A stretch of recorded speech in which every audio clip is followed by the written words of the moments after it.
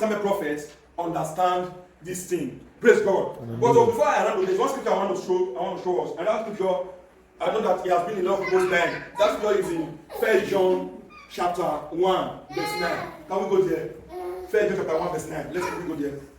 If you have a Bible.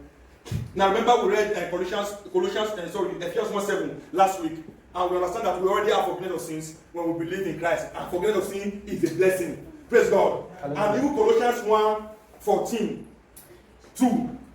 Colossians 1:14 also told us that we have forgiveness of sin, and forgiveness of sin is a blessing too. Hallelujah. Amen. Amen. Amen. Okay, are we there? Colossians now. I just quoting Colossians 1:14. We can't have time to go there. Just quote that one. But just go to 1 John 1:9. Everybody. Yeah.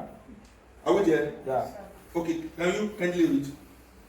If You can just sit down we and read. confess our sin, Okay. He is faithful and just to forgive us our sin Okay. and to cleanse us from all unrighteousness. Praise God. Hallelujah. Read it again. I want everybody to read it. Let everybody take it again one more time. If we confess our sins, He is faithful and just to forgive us our sins and to cleanse us from all unrighteousness. Praise God. Now you see that now. Now if you see, look at the scripture, the truth is that the Bible does not contradict itself. But if you don't take time to study, it may look as if the scripture contradicts itself. But the truth that the contradiction we see in the scripture is only in our mind because we have not taken time to study. Hallelujah. Now if you read our scripture now, you look as if you have to beg God to forgive your sins first before you become righteous. That is what that scripture says. Because if you look at it like that, that's what it says. right. Eh? We have to ask. So we have to ask. Don't beg. We have to beg or ask. Yeah, that is the same thing. That is what that scripture say. Hallelujah. But remember, this Bible said, in the mouth of two or three witnesses, everyone will be established. Yeah. Praise God. And that is the only place you will see that kind of thing in the New Testament. Praise God. So you have to, as a intelligent Bible student, you have to take time and try to know what does this place mean. Praise God. Hallelujah. I don't have time now, but the word confess there in the Greek word, the people don't like when you are saying Greek word, but you know that the Bible was not written in English. Praise God. New Testament was written in Greek. Praise God. And Old Testament was written in Hebrew. So sometimes there are some words that the writer does not really know the word. You have to learn some things. You know that there are some words in our native language that there is no good word in English. There are no good word in English to explain it. Okay, where you are? You put the leg of praise God. But you put the leg of that is not the meaning of where you are. So something like that. Hallelujah. So now the word confessed here in the Greek word, it means homologio. Somebody say homologio. Homologio. Now homologio means to be saying the same thing. Praise God. Hallelujah. Or to be agreeing, to agree with the same thing.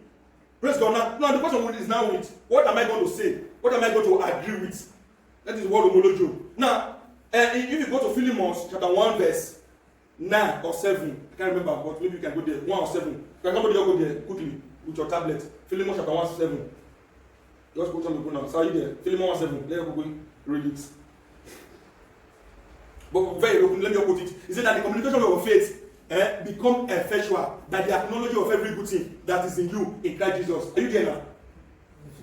Are you not to be there? He said that the communication. Okay, 1:7. Okay, yes, 1:7. For we have great joy. Okay. And consolation in the Lord because the words of the saints are referred by Yeah. me. That the communication of your faith may become effectual by the acknowledging of every good thing which is in you in Christ Jesus. Thank you. That is the correct one. Maybe I'm not there. Philemon 1:7. 6. Okay, 6. Okay, 6. Okay, I missed it. Okay, Philemon 1:6. So that the communication of their faith. Praise God. The word communication there means fellowship. Praise God. That the fellowship of they become effectual. That they acknowledge what it means to acknowledge. The acknowledge means the same thing with homologio. To acknowledge what Christ has done for you. Praise God. Hallelujah. So that the acknowledging of your faith become effectual. Praise God. Hallelujah. So you have to acknowledge what God has done for you in Christ. Praise God. Hallelujah. So that is what confessing. Now let's see other scripture to match it up. Now if you go to what is the scripture again? Come in. Yeah, 2 Corinthians 5:21. Let's take that. Let us go there. I'm already there. 2 Corinthians 5:21.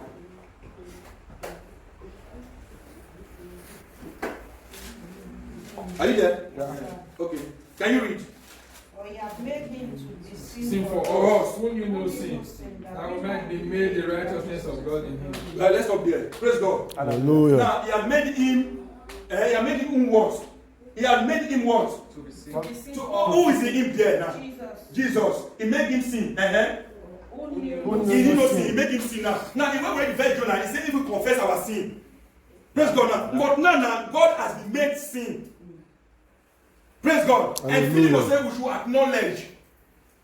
Praise God. Hallelujah. So what he's saying here means it don't mean that it doesn't mean that confessing your sin for God to forgive you. Praise God. It's to acknowledge your sin offering.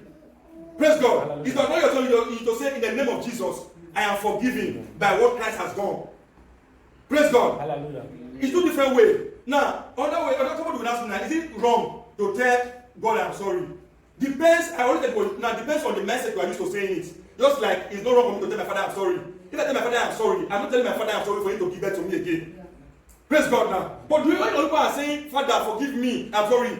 Praise God, they are doing that as if that is what is going to make them to be righteous. Hallelujah. Which is very wrong. Praise God. So what First John was saying there now was agreeing with what John said. Is confessing your sin offering. Praise God. Because the God has been made sin. Praise God. Hallelujah. So if I confess, I am agreeing with what Christ has done for me. I am agreeing with what Christ has done to sin. Praise God. Hallelujah. How do I agree with it now? Is by confessing God's word in the name of Jesus. I am the righteousness of God in Christ Jesus. Praise God. In the name of Jesus, I am washed by the blood of Jesus. In the name of Jesus, Jesus Christ became my sin offering. Praise God. He took my place and I took his place. That is how to confess sin. Praise God. We are confessing Christ like that. Not the acts. Praise God. We are confessing Christ like that. But normal level, maybe yours made mistake. Father, I'm sorry. That one is normal relationship between father and son. You are not trying to say, God, come and give birth to me again. God will not give birth to you the second time. God will not go to the cross the second time to die for you. I don't know somebody get out. Yes. Hallelujah. So that is the only scripture a lot of people used to argue this thing. But I hope it's clear now. Praise God. Hallelujah. After we your feet, I just give you praise.